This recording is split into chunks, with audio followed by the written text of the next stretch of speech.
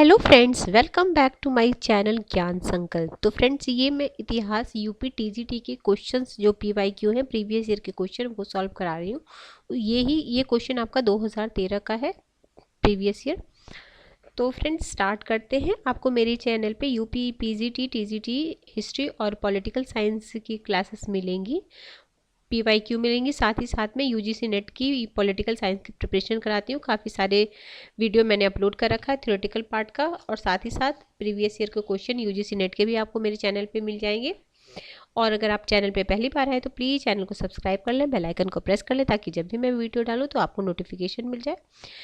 तो आज का क्लास हम स्टार्ट करते हैं। आज के क्लास का फर्स्ट क्वेश्चन है, तो इस टीजीटी पीजीटी में होता है, टीजीटी में होता है आपको 125 क्वेश्चन टोटल होते हैं। उसमें से एक पार्ट का आप 63 और सेकंड पार्ट का 62 क्वेश्चन कर सकते हो। यानी 4 सब्जेक्ट्स में से कोई 2 सब्जेक्ट आपको करने। जैसे एसएसटी है तो 4 सब्जेक्ट के क्वेश्चन आपको मिलेंगे, सिविक्स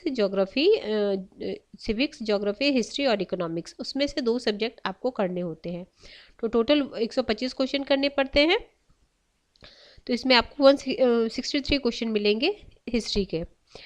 और पॉलिटिकल साइंस यानी सिविक्स से भी काफ़ी सारे क्वेश्चन मैंने करा रखे हैं। अगर आपने नहीं देखा है तो इसी में प्लेलिस्ट बना हुआ है, एसएसटी यूपी एसएसटी पीवाईक्यू, तो आप देख सकते हो बाकी ईयर के भी क्वेश्चन।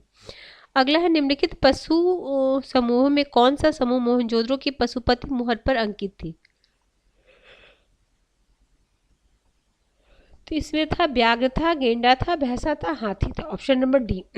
अगला है, सबसे पहले 4 आश्रम का वर्णन किस में है? तो ये है ज्वालोपनिषद में दिया गया है सबसे पहले 4 आश्रमों का वर्णन। ठीक है। अगला है, निम्नलिखित में से कौन प्रस्थानांतरीय में सम्मिलित नहीं है? तो ये देखो, भगवत गीता है, उपनिषद है, ब्रह्मसूत्र है, भागवत नहीं है। तो प्रस्थानांतरीय के अंतर्गत भगवत का उल्लेख नहीं है, बल्कि भगवत गीता, उपनिषद और ब्रह्मसूत्र का उल्लेख है। वह कौन सा ग्रंथ है जिसमें बुद्ध की कुशीनगर की अंतिम यात्रा का वर्णन है? तो महापरिनिर्वाण सूत्र है, उसमें है। अगला है, देखो, महात्मा बुद्ध का जन्म 1563 ईसा पूर्व में कपिलवस्तु के लुम्बिनी वन में हुआ था, और 35 वर्ष की आयु में उनको ज्ञान प्राप्त हुआ था। उन्होंने अपना पहला उपदेश सारनाथ में दिया था। उसके बाद वो लगातार अपने विचारों आगे, ठीक है, 80 वर्ष। अगला देखो, क्वेश्चन नंबर 5, गंगा अवतरण का दृश्य कहाँ चित्रित है? तो ये मामल्यपुरम में है गंगा अवतरण का दृश्य। अगला क्वेश्चन नंबर 6, देखो, मामल्लपुरम मद्रास के लगभग 48 किलोमीटर दक्षिण समुद्र पर स्थित है। इसे महाबलीपुरम कहते हैं।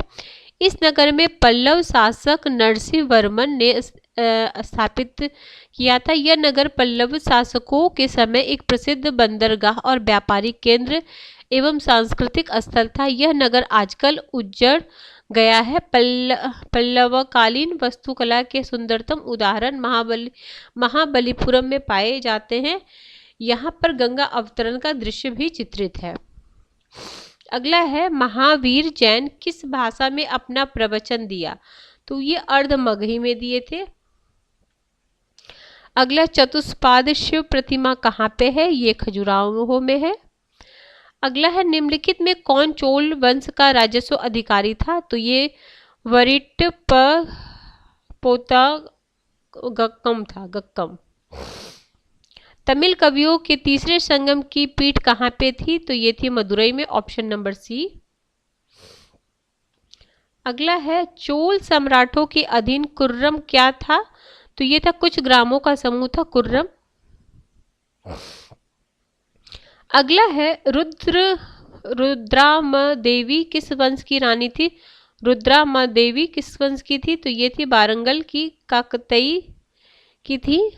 देखो, गणपति काकतीय वंश का सर्वाधिक शक्तिशाली राजा था। गणपति के बाद उसकी पुत्री रुद्रामदेवी काकतीय राज्य की शासिका बनी। यादव वंशी महादेव ने इसे पराजित किया। इसके बाद वारंगल के काकतीय वंश की शक्ति तथा प्रतिष्ठा का पुनरुद्धार प्रताप रुद्र देव ने किया? मोहम्मद तुगलक ने इस राज्य को सल्तनत का अंग बनाया?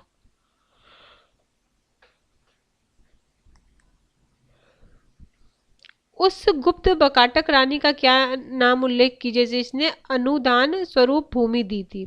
तो ये थे प्रभावती गुप्त। तो चंद्रगुप्त द्वितीय ने अपनी पुत्री प्रभावती गुप्त का विवाह बकाटक शासक रुद्रसेन द्वितीय से किया था। रुद्रसेन द्वितीय के 2 पुत्र थे। रुद्रसेन की मृत्यु के बाद प्रभावती गुप्त अपने पुत्र दिवाकर सेन को गद्दी पर बिठाकर उसकी संरक्षिका बन गए। प्रभावती के पूना ताम्रलेख में से उसके भूमि अनुदान का उल्लेख मिलता है। अब देखो ये हो सकता है किस अभिलेख से प्रभावती सेन की भूमि अनुदान का उल्लेख मिलता है? तो ताम्रलेख से। ठीक है। किस काल के मंदिर की वास्तुकला में सर्वप्रथम गंगा और यमुना की आकृति आती है? तो ये गुप्त। अगला है क्वेश्चन नंबर आपका 14। निम्नलिखित में से किस स्थल पर स्थित स्तूप अवशेषों से अशोक की पाषाण पर उद्धृत प्रतिमा उसके नाम के साथ प्राप्त हुई है? तो ये है कनगनहल्ली से स्तूप अवशेषों से अशोक के पाषाण पर उद्धृत प्रतिमा उसके नाम के साथ प्राप्त हुई है। यह स्थल कर्नाटक के गुलवर्गा जिले की चित्तलपुर तालुका में स्थित है। निम्नलिखित में से किसने धर्म महाराज की उपाधि धारण की थी जिसका औचित्य उसके द्वारा अश्वमेध सहित अनेक वैदिक यज्ञों में संपादित करने से सिद्ध होता है? तो ये प्रवरसेन प्रथम। तो बिंद शक्ति के बाद उसका पुत्र उत्तराधिकारी प्रवरसेन प्रथम उसका शासक हुआ। बकाटक वंश का वह अकेला शासक था जिसने सम्राट की उपाधि धारण की थी। वह धर्मनिष्ठा ब्राह्मण था जिसने 4 अश्वमेध, 1 वाजपेयी यज्ञ के अतिरिक्त अनेक वैदिक यज्ञों का भी अनुष्ठान किया था। जिल अल्लाही को राजाधिकार संबंधी अवधारणा किससे संबंधित है? तो ये बलबन से है।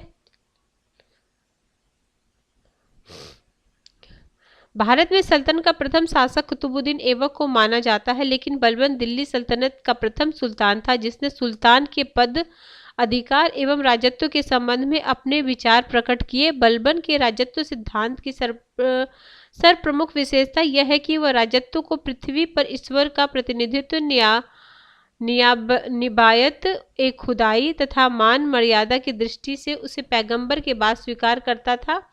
वह सुल्तान ईश्वर का प्रतिबिंब तथा उसके हृदय को दैवीय प्रेरणा और क्रांति का भंडार मानता था। वह कौन सा प्रथम राज्य था जिसके विरुद्ध अलाउद्दीन खिलजी ने हमले की शुरुआत की थी? तो रणथंभौर। तुर्कान ए चहलगामी का उल्लेख सबसे पहले किसने किया है? फुतुह उस सतानी ने। देखो, तुर्कान ए चहलगामी अथवा 40 दल का गठन इल्तुतमिश ने किया था। इसका उल्लेख सर्वप्रथम इसामी की पुस्तक फुतुह उस सतानी में मिलता है। अगला है सुल्तान मोहम्मद बिन तुगलक के शासन क्षेत्र में हिंद और सिंध शब्द का प्रयोग किसने किया था? तो इब्न बतूता ने किया था। इब्न बतूता कहाँ से आया था? तो मोरक्को से आया था, अफ्रीका से। बली और अमीर के पदों पर किसने पृथक किया? तो मोहम्मद बिन तुगलक ने। सुल्तानगढ़ी किसका मकबरा है? तो ये है नसरुद्दीन महमूद का सुल्तानगढ़ी। तो दिल्ली सल्तनत युग के विभिन्न ललित कलाओं में से मुख्यतः स्थापत्य कला का विकास हुआ। कुतुब मीनार का प्रारंभ कुतुबुद्दीन ऐबक के समय हुआ था। इसका पूर्ण निर्माण इल्तुतमिश के समय। इल्तुतमिश ने कुतुब मीनार के से 30 मील दूर मलकपुर गांव में अपने सबसे बड़े पुत्र नसरुद्दीन मोहम्मद का मकबरा सुल्तानगढ़ी बनवाया। अच्छा देखो, अब इसमें 2 क्वेश्चन बन सकता है। सुल्तानगढ़ी किसका मकबरा है? तो नसरुद्दीन महमूद का। और इसको किसने बनवाया? तो इल्तुतमिश। किसी एग्जाम में ये भी पूछ सकता है इसको किसने बनवाया। किस मंगोल सेनापति ने अलाउद्दीन खिलजी को हराया था? तो तरंगी। मंगोलों का चौथा आक्रमण उस समय हुआ जबकि अलाउद्दीन चित्तौड़ के घेरे से वापस दिल्ली पहुंचा ही था। उसका पर्याप्त सेना उसके पास नहीं था। वह बड़ी सेना तेलंगाना आक्रमण पर गई थी। तभी मंगोल नेता तरंगी ने 1,20,000 घुड़सवारों सेना से लेकर दिल्ली पर आक्रमण कर दिया। विवश होकर अलाउद्दीन को सीरी के दुर्ग में शरण लेनी पड़ी। मंगोल 2 महीने के घेरे के बाद दिल्ली एवं आसपास के प्रदेशों को लूटकर वापस चले गए। यह अलाउद्दीन की पराजय कही जाएगी। सर्व कर किस पर लागू होता था? तो जल आपूर्ति बनाए रखने के लिए सर्व। अगला क्वेश्चन है आपका, देखो, फिरोज शाह तुगलक ने भूमि की उर्वरता में वृद्धि के लिए 5 बड़ी नहरों का निर्माण करवाए। परिणाम स्वरूप सिंचाई सुविधा के कारण कृषि में उन्नति होती है। सरकारी नहरों से सिंचाई करने पर हक ए शर्ब नामक सिंचाई कर लगाया गया, जो भूमि से उत्पादित पैदावार का 10% था। कौन सा दिल्ली सुल्तनत हिंदू योगियों और मुस्लिम फकीरों के साथ बातें की थी? तो ये था मोहम्मद बिन तुगलक। निम्नलिखित में से किस भाषा में विजयनगर के शासक कृष्णदेवराय ने अपनी सुप्रसिद्ध ग्रंथ अमुक्त माल्याद की रचना की थी? ये था तेलुगु। ये भी कई बार एग्जाम में पूछा गया है। अगला है, अहमद शाह ने 1748 में सफदर जंग को किस पद पर नियुक्त किया था? साम्राज्य का वजीर। किस शासक ने विचार दिया कि राज्य वास्तव में एक इस्लामी राज्य नहीं हो सकता?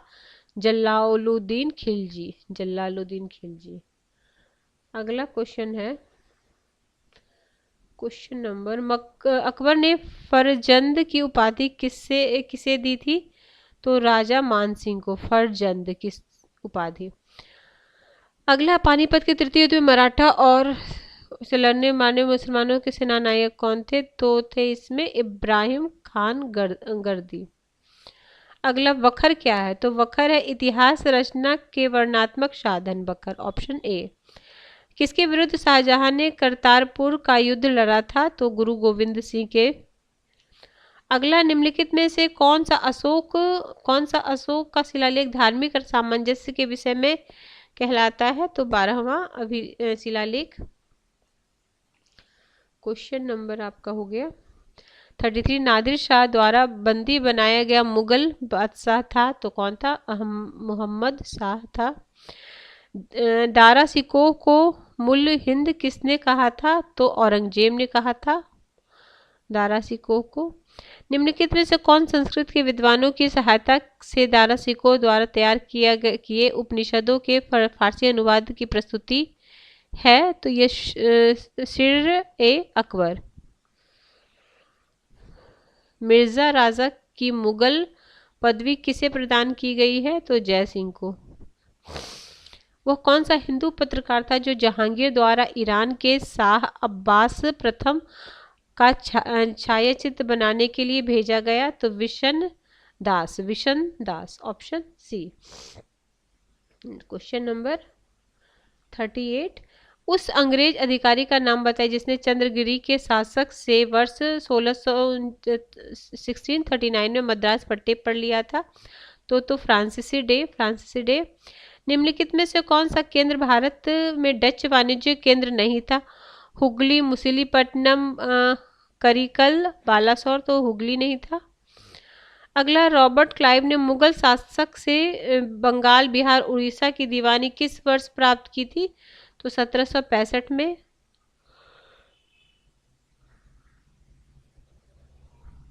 निम्नलिखित में से किसके प्रयास द्वारा मद्रास प्रेसिडेंसी में देवदासी प्रथा का उन्मूलन हुआ? तो मुथु लक्ष्मी रेड्डी। अगला है क्वेश्चन नंबर आपका 42, वेनिस की संधि किस के बीच हुई थी? तो अंग्रेज और पेशवा बाजीराव द्वितीय के द्वारा 1802 में बेसिन की संधि। 1857 अंग्रेजी विरुद्ध जिहाद का प्रचार किसने किया था? तो मौलवी अहमद उल्लाह। 1861 में आगरा में राधा स्वामी सत्संग की स्थापना किसने की? तो स्वामी शिव दयाल सिंह। राधा स्वामी सत्संग का तो स्वामी शिव दयाल सिंह। देखो 1861 में आगरा दयाल बाग में राधा स्वामी सत्संग की स्थापना तुलसी राम, जिसे शिव दयाल साहेब के नाम से भी जाना जाता है, ने की थी। इसका उद्देश्य एक ईश्वरीय में विश्वास, धार्मिक एकता, सामाजिक जीवन में सरलता और समाज सेवा पर जोर देना था। आर्य समाज की स्थापना कहाँ हुई? तो ये हुई थी मुंबई में।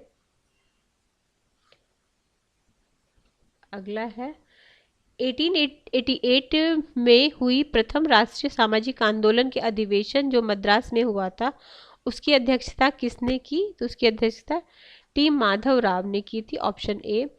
चालुक्य और होयसल वंश के मंदिर किस शैली में निर्मित है? तो बेसर शैली में है। निम्नलिखित में कौन सा भारतीय राष्ट्रीय कांग्रेस के स्थापना अधिवेशन में उपस्थित नहीं था? तो ये थे सुरेंद्र नाथ बनर्जी। एनी बेसेंट द्वारा प्रारंभ किया गया स्वराज्य शासन आंदोलन का लक्ष्य क्या था? तो इसका लक्ष्य था भारत के लिए स्व शासन प्रारंभ करना। अंग्रेज कांग्रेस ने मुस्लिम से के लिए पृथक निर्वाचन मंडल को स्वीकार किया था। तो लखनऊ समझौता जो 1916 में लखनऊ पैक्ट। अगला है क्वेश्चन नंबर 51। निम्नलिखित में से किस अधिनियम द्वारा भारत के गवर्नर जनरल को अध्यादेश जारी करने की शक्ति प्रदान की गई? तो 61 में की गई, 1861 में की गई थी। अगला, सुभाष चंद्र बोस के त्यागपत्र के बाद भारतीय राष्ट्रीय कांग्रेस का अध्यक्ष कौन बना था? तो मैं ये आपको कौन कौन अध्यक्ष थे वो मैं आपको शॉर्ट्स के थ्रू डाल दूंगी, ताकि आप कई बार उसे देखो तो आपको याद हो जाए, क्योंकि अध्यक्ष से क्वेश्चन पूछते हैं। तो एक मतलब मैं हर दिन कुछ ना कुछ शॉर्ट्स में डालते रहती हूँ, ताकि आपको जो फैक्ट वाली चीज़ है वो याद होती रहे। तो आप मेरे चैनल पे हो तो मेरे चैनल के शॉर्ट्स को भी देखना, तो उसमें भी आपको काफ़ी सारे फैक्ट्स मिल जाएंगे जो आपको एग्ज़ाम में काफ़ी हेल्प करने वाला है। ये हो गया। अगला 53 है, शंख दीपी के लेख निम्नलिखित स्थल के स्तूप अवशेषों से प्राप्त हुए? तो भरहुत। जीव शिव इस सिद्धांत का प्रचलन किसने किया था? तो ये रामकृष्ण परमहंस ने किया था। जीव शिव। तो देखो स्वामी रामकृष्ण परमहंस दक्षिणेश्वर स्थित काली मंदिर के पुजारी थे। इन्होंने चिंतन, संन्यास, भक्ति के परंपरागत तरीके से धार्मिक मुक्ति प्राप्त करने के प्रयास किया। भारतीय सभ्यता और संस्कृति में पूर्ण निष्ठा रखने वाले रामकृष्ण सभी धर्मों को सत्य मानते थे। वे मूर्ति पूजा में विश्वास करने के साथ साथ उसे शाश्वत सर्वशक्तिमान ईश्वर को प्राप्त करने का एक साधन मानते थे। उन्होंने इस सिद्धांत का प्रचलन किया जो जीव शिव है। किस मूर्ति कला में सबसे पहले रामायण के से दृश्य प्रकट हुआ था? तो ये नचना कुठार। निम्नलिखित में से अजंता की किस गुफा में मरणासत्र राजकुमारी का दृश्य अंकित है? तो ये है आपका गुफा नंबर 16। निम्नलिखित में कौन चतुराईपूर्ण निष्क्रियता की नीति के साथ जुड़ा हुआ है? John Lawrence. निम्नलिखित में से कौन सा बंदरगाह पोंडू के नाम से दी पेरिप्लस ऑफ द इरिथ्रियंस के लेखक को ज्ञात है? तो अरिकामेडू।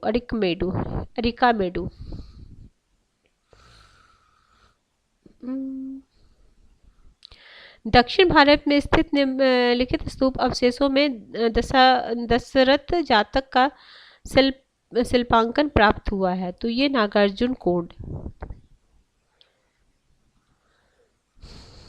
निम्नलिखित संतों में से किसे उसके अनुयायी विष्णु का अवतार मानते थे? तो चैतन्य।